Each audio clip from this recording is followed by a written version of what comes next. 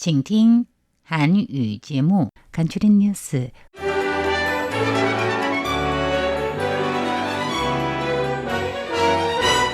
(9월 3일) 수요일 간추린 뉴스 헤드라인입니다. 중화민국 군인절 2차 세계대전 종전 80주년을 맞아서 라이 총통은 충혼들에게 헌화를 하며 선열들을 기렸고 SNS를 통해서 타이완은 평화를 사랑하는 사람이며 총을 들고 평화를 기념하지도 않는다고 밝혔습니다. 미국은 TSMC 난징 공장 생산 반도체 제품에 대해서 개별 허가 절차 면제를 폐지할 예정입니다.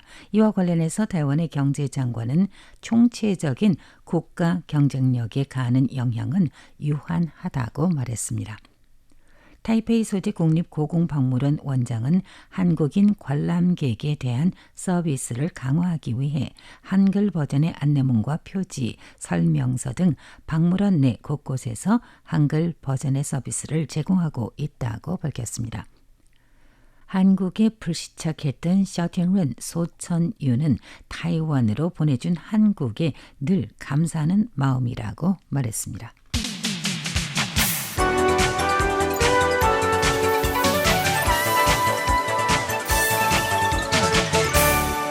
간추린 뉴스입니다. 9월 3일 오늘은 중화민국 국군의 날 군인절입니다. 올해는 마침 제2차 세계대전 종전 80주년이 되는 해로서 중국은天安문 광장에서 대일본 항전 승리 80주년 열병식을 거행하는 것과는 달리 타이완은 총을 들고 평화를 기념하지 않을 것이라고 레칭더 총통이 밝혔습니다. 중공은 오늘 9월 3일 오전 9시부터 베이징에서 중국 인민의 항일 전쟁 겸 세계 반파시스트 전쟁 승리 80주년 열병식을 거행하여 러시아 대통령 블라디미르 푸틴, 북한 국무위원장 김정은을 포함한 26개 국가 원수들이 함께 지켜보았으며 이날 중공 국가주석 시진핑, 러시아 대통령 푸틴, 북한 국무위원장 김정은이 처음으로 함께 대중에게 모습을 드러내서 주목되기도 했습니다. 중화민국 총통 라이칭더는 오늘 SNS 공식 계정을 통해 국군을 향해 9.3 군인절을 축하하는 글에서 타이완인은 평화를 사랑하며 총을 들고 평화를 기념하지도 않는다고 밝힌 것입니다.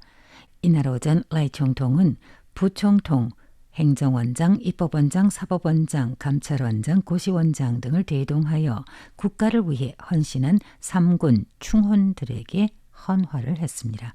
이 밖에 양안사무 주무기관 대륙위원회는 중화민국 정부와 전체 군민은 항일전쟁에서 희생을 했었으며 중공은 그 전쟁에서 이바지한 게 없으니 얼마나 많은 자원을 투입해서 경축 활동을 벌인다 해도 역사적 사실을 덮을 수는 없을 것이라고 지적했습니다.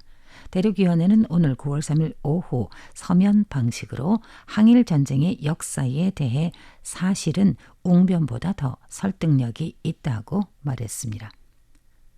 미국 행정부는 세계 최대 파운드리 업체 타이완 TSMC사 중국 난징 공장 제조 제품에 대한 개별 허가 절차 면제를 폐지할 예정입니다. 이와 관련해서 중화민국 경제부 장관 공명신은 오늘 9월 3일 발표에서 난징 공장이 TSMC사 총체적 생산력에서 차지하는 비율은 약 3%로 국가 반도체 산업 경쟁력에 가하는 영향은 유한할 것으로 평가된다며 정부 당국의 협조가 필요하다면 적극 돕겠다고 말했습니다.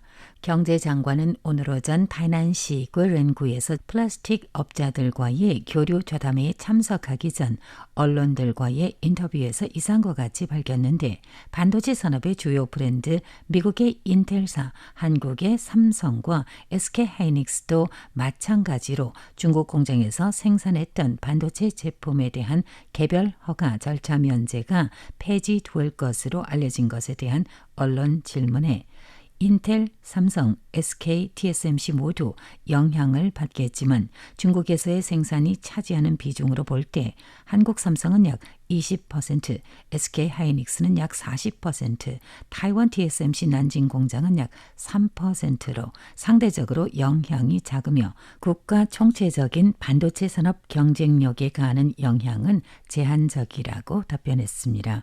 이어 공민신 경제장관은 TSMC사는 미국과의 소통을 지속적으로 타진하는 중이며 이에 정부 당국은 필요시에 협조를 제공할 것이라고 덧붙였습니다. 2025년은 국립고궁박물원 개원 100주년이 되는 해입니다.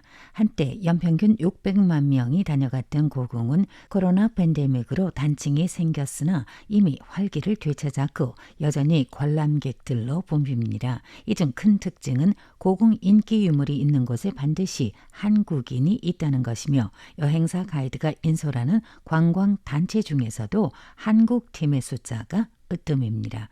국립고궁박물원 셔종황 원장은 일전에 기자와 가진 인터뷰에서 한국인 관광객을 위해 특별 회의를 개최했다며 한국인 관람객을 위해 모든 전시실 내에 한글 설명을 증가했고 한국어 서비스를 제공할 수 있는 인력을 신설하며 여행업자들과 조인트 티켓 등의 상품을 개발하고 所以我现在有要求，就是每一个展览，起码你的那个总说明的时候要有韩文的文字。